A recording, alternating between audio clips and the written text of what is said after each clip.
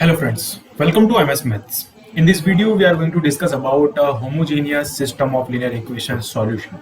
This is the part 2 of this topic. So part 2 में हम discuss करेंगे further कुछ इंपॉर्टेंट क्वेश्चंस के बारे में एंड बेसिक प्रॉपर्टी हमने पिछले वीडियो में डिस्कस की है, उसका भी आपको थोड़ा सा यहाँ पे जो है उससे गोज थ्रू करा दूंगा. So now let's start the topic. And अगर वीडियो पसंद आया तो इसको लाइक करना, शेयर करना, कमेंट करना, और यहाँ पे अगर आपने चैनल हमारा सब्सक्राइब नहीं किया है तो रेड बटन पे क्लिक करके अभी चैनल को सब्सक्राइब करें, जिससे कि आईआईटी जेईई एंड बीएससी से रिलेटेड सभी जो क्वेश्चंस होते हैं उनके टॉपिक्स जो होते हैं with explanation and with video solutions हम यहाँ पे आपको प्रोवाइड करेंगे. Now let's start the topic. So बात करते हैं homogeneous system of linear equations के बारे में. तो homogeneous system of linear equation always consistent होता है. हमने इसके फर्स्ट मेथड के बारे में डिस्कस कर रहे हैं. तो फर्स्ट मेथड में ax इज इक्वल टू 0 यहाँ पे हम कंसिडर करते हैं. होमोजेनियस में जब भी आपका कांस्टेंट जो गिवन होता है इक्वेशन में, उस इक्वेशन का कांस्टेंट जो होता है वो ऑलवेज 0 होता है. Okay, there are two condition for the consistent. That is first condition. यहाँ पे अगर आप देखें फर्स्ट कंडीशन में तो ये हो जाएगा rank of matrix a is equal to the number of variable. First of all we have to find the rank and that is equal to the number of variable. It means the number of variable given equations is 3, then the rank of matrix is also 3, then the first case is apply here.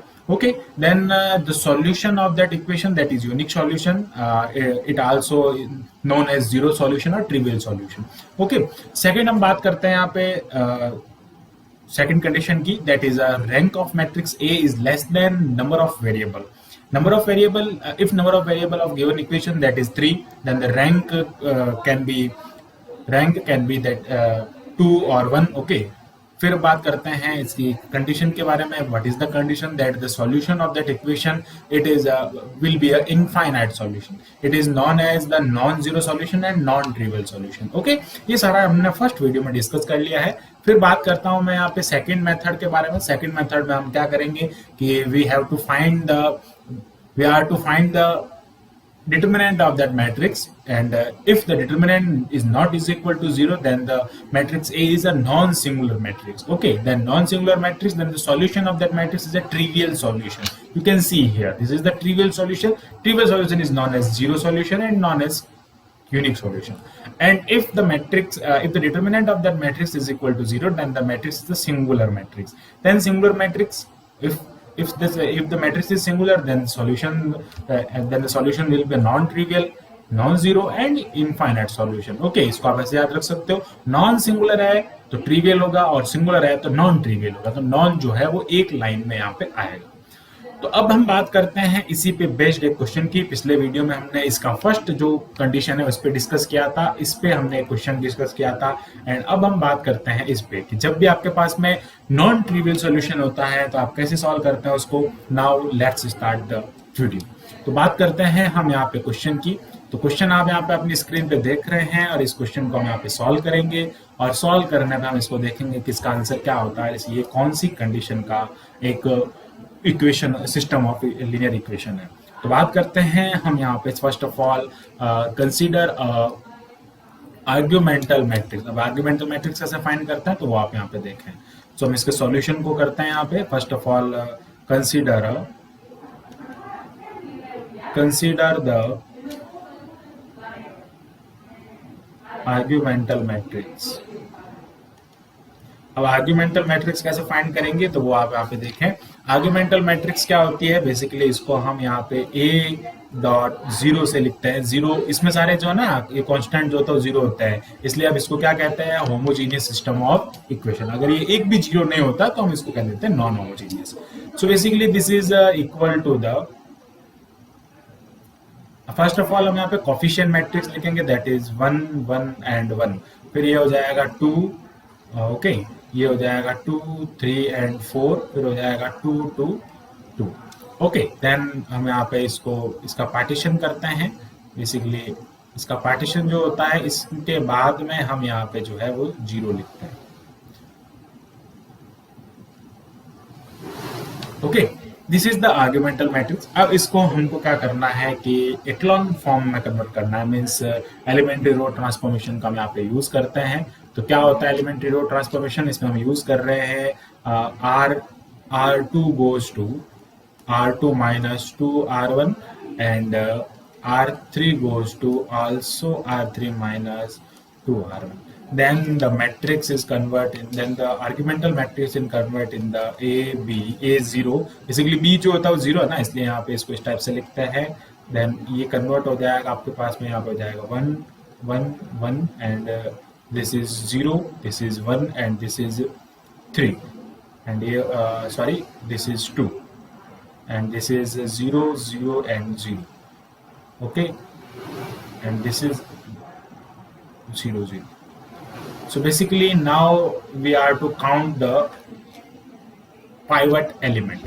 अब pivot element जो होते हैं उनको कैसे count करते हैं? Basically pivot element is a non zero element, non zero first element of the row. तो first element किसी रो का जो कि नॉन जीरो होता है, तो बेसिकली यहाँ पे ये एक पाइवट एलिमेंट है, ये भी एक पाइवट एलिमेंट है.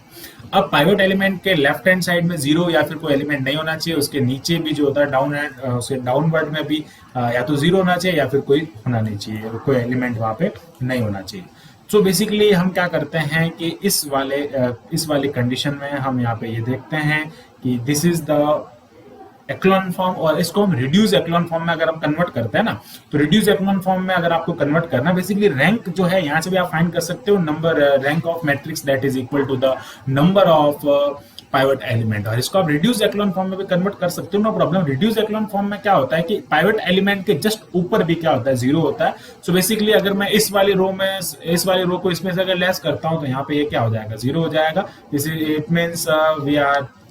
It means we can apply the elementary column transformation. Basically हम यहाँ पे रो ट्रांसफॉर्मेशन करते हैं या फिर कॉलम भी कर सकते हैं, नो प्रॉब्लम. इसमें से इसको लेस करो या फिर इसमें से इसको लेस करो, नो प्रॉब्लम. तो यहाँ पे हम एलिमेंट्री रो ट्रांसफॉर्मेशन का यूज करेंगे, कॉलम ट्रांसफॉर्मेशन का यूज नहीं करेंगे. तो ये हो जाएगा R1 goes to R1 minus R2. Okay, so basically ये जो इक्वेशन है ये किसमें कन्वर्ट हो जाएगी, that will be convert in the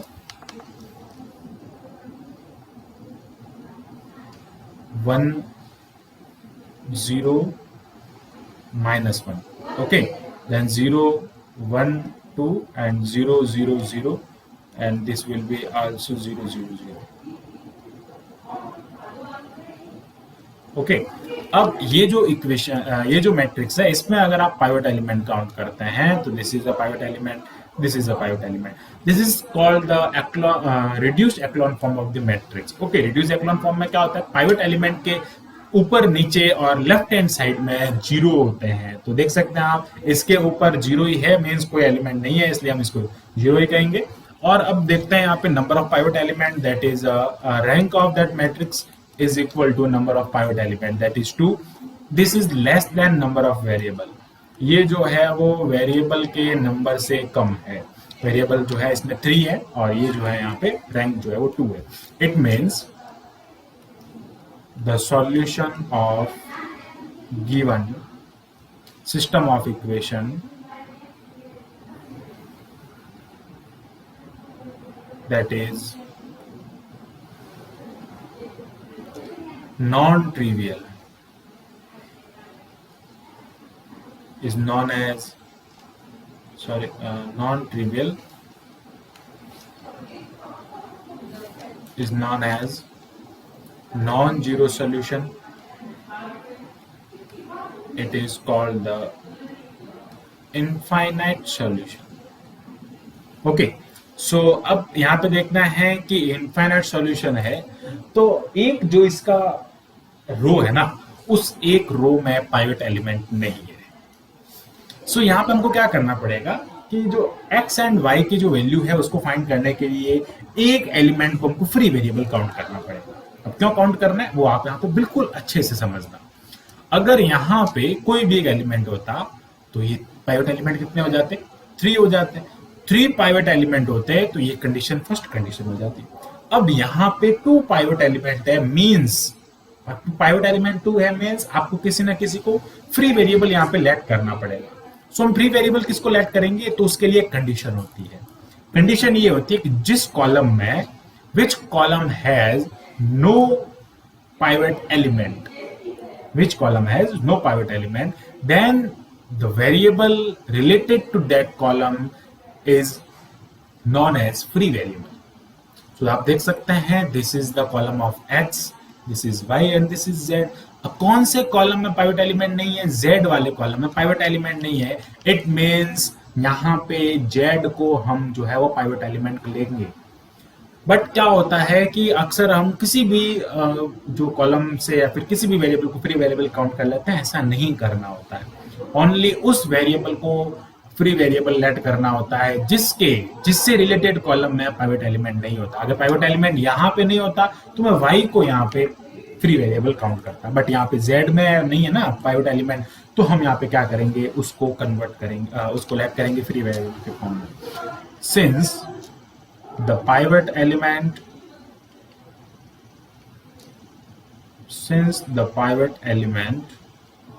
are in first and second column, therefore z is a free variable. Z is a free variable. It means let z is equal to k. Free variable को हम k late कर सकते हैं. Okay, now अब matrix से जो equation है वो अगर मैं यहाँ पे लिखता हूं तो आप देखें यहाँ पे क्या इक्वेशन बनेगी. सो x का कोफिशिएंट 1 है तो ये हो जाएगा x minus z is equal to 0.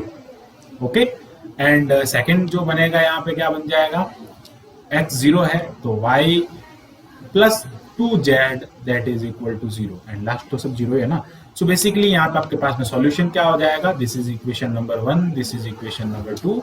From equation number 1 x minus k is equal to 0.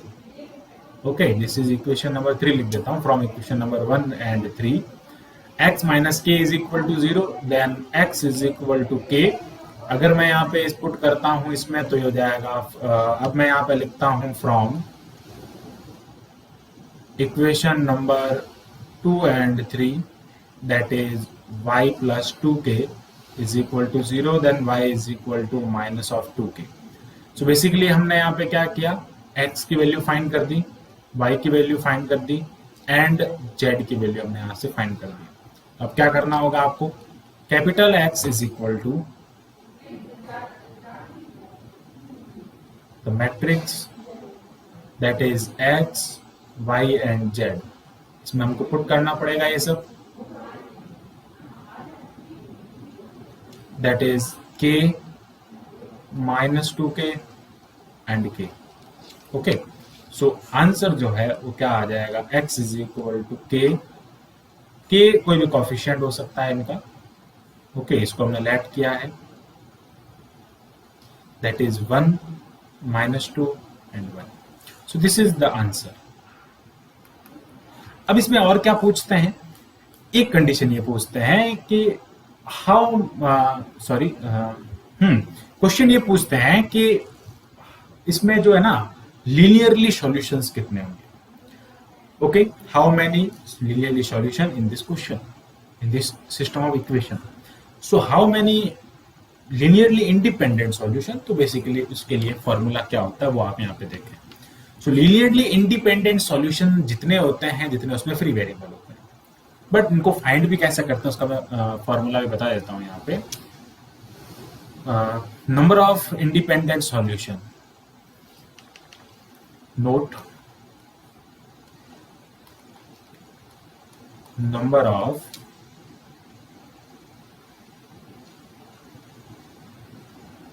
independent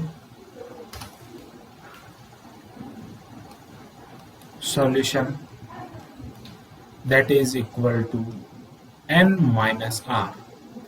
r का मीन्स हो जाएगा रैंक और इसका मीन्स हो जाएगा ऑर्डर. ऑर्डर यहाँ पे 3 है, रैंक 2 है, लीनियरली इंडिपेंडेंट सॉल्यूशन जो है वो 1 हो जाएगा. This is for homogeneous equation. अगर ये नॉन होमोजेनियस इक्वेशन होते तो यहाँ पे हम +1 करते हैं तो नॉन होमोजेनियस इक्वेशन के लिए ये 2 होता, but this is for homogeneous equation. Homogeneous equation के लिए फॉर्मूला ये होता है और नॉन होमोजेनियस के लिए फॉर्मूला यहाँ पे +1 हो जाता है। मैं यहाँ पे इसको हाईलाइट कर देता हूँ। This is the formula for homogeneous function. Okay, so अब बात करते हैं एक और इम्पोर्टेंट क्वेश्चन की। अब वो इम्पोर्टेंट क्वेश्चन कैसे पूछते हैं, बस थोड़ा सा ट्रिकी क्वेश्चन है और उस ट्रिकी क्वेश्चन को हम यहाँ पे देखते हैं। सो बेसिकली क्वेश्चन किस टाइप से होता है, मैं एक बार यहाँ पे क्वेश्चन जो है वो लिख लेता हूँ। तो देखते हैं हम यहाँ पे question, find the value of lambda in order that the system of linear equation, that is x plus y plus z is equal to 0, lambda x plus y plus 2z is equal to 0, and x plus 2y plus z is equal to 0 has infinite solution. Where is the clue in the question? That is the infinite solution. Clue क्या हो जाएगा? उस equation का, इस equations का जो system of equation given है, इसका आपको एक इनफाइनाइट सॉल्यूशन गिवन है। तो फर्स्ट ऑफ ऑल ये देखना है कि होमोजेनियस है या नॉन होमोजेनियस है। अगर आपको ये कोफिशिएंट, बेसिकली इक्वेशन जो होती है ना, वो इनका, अगर मैं यहाँ पे आपको इसका जनरल फॉर्म बताऊं, that is x plus y, 1 minute, ax plus by plus cz is equal to d। Okay, ये अगर मैं यहाँ पे 1 लिख लेता हूँ, no problem. This is the general equation, और इस जनरल इक्वेशन में यह याद रखें हमेशा यहाँ पे d1 is equal to d2 is equal to d3 is always 0। अगर 3 इक्वेशन गिवन होती है तो वो किसके इक्वल हो जाएगी, इस टाइप से। सो यहाँ पे जो भी कोफिशिएंट कांस्टेंट होता है, that is always 0, so that the system of linear equation will be a homogeneous system of linear equation. So जब infinite solution होता है तो उसकी कंडीशन क्या होती है, मैं डिस्कस करता हूँ यहाँ पे। कि जब आपके पास में ऊपर वाला क्वेश्चन हम देखते हैं यहाँ पे कि इनफाइनाइट सॉल्यूशन है।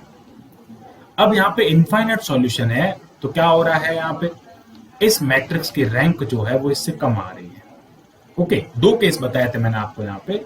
एक बताया था मैंने रैंक के केस में, एक तो हम रैंक से फाइंड करते हैं और एक हम यहाँ पे जो है कंडीशन से फाइंड करते हैं। This is the method 1 and this is method 2। Method 2 में हमने इसके डिटरमिनेंट से रिलेटेड कुछ क्वेश्चंस देखे थे, डिटरमिनेंट से रिलेटेड बात की थी कि यहाँ पे अगर डिटरमिनेंट 0 के इक्वल होता है तो वो सिंगुलर होता है, उसका सॉल्यूशन जो होता है वो नॉन ट्रिवियल होता है और इनफाइनाइट होता है। जब भी आपको इस टाइप से क्वेश्चन पूछा जाए find the value of lambda, अब ये देखो लैम्डा कहाँ पे है, लैम्डा जो है वो इक्वेशन में इंक्लूड है। सो इस इक्वेशन में लैम्डा इंक्लूड है।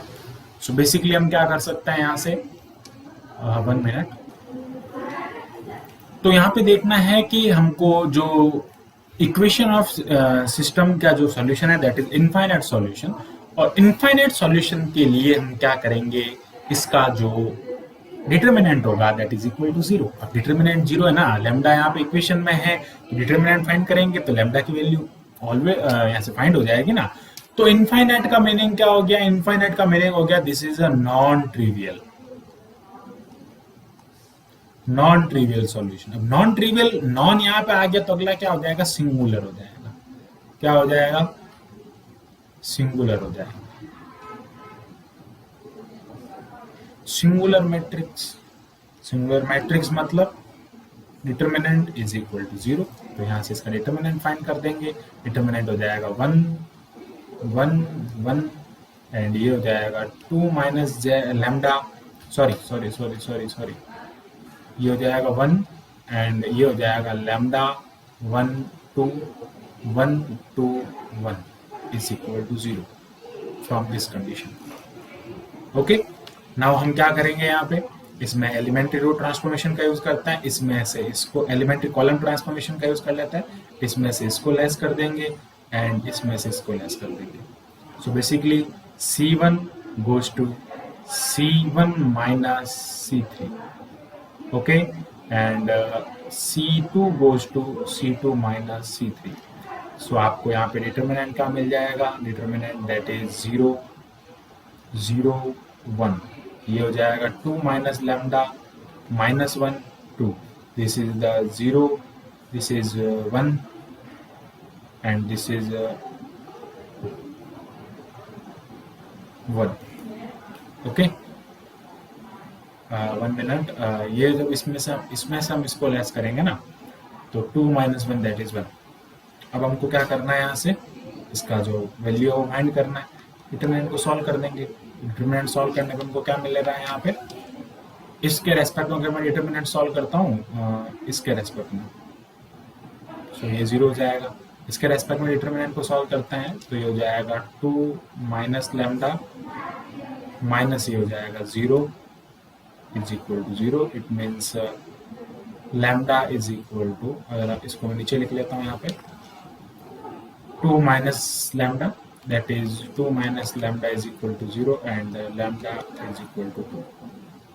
So this is the equation of the system. ये जो सिस्टम है उसकी इक्वेशन का जो आंसर है ना लैम्डा, वो ये हो जाएगा। सो बेसिकली एग्जाम में इस टाइप के क्वेश्चन पुटअप होता है जिसमें क्या होता है, बस थोड़ा सा ट्रिक का जो है यूज होता है वहाँ पे। और हमने जितने भी टाइप के क्वेश्चन बनते हैं इसके 2-3 टाइप के, वो सारे हमने यहाँ पे डिस्कस कर लिए हैं इन 2 पार्ट में। अगर आपको वीडियो पसंद आया तो इसको लाइक करना एंड नेक्स्ट वीडियो के हमारे साथ में बने रहिए और अभी चैनल को सब्सक्राइब करें। So thanks for watching this video, keep watching MS Maths।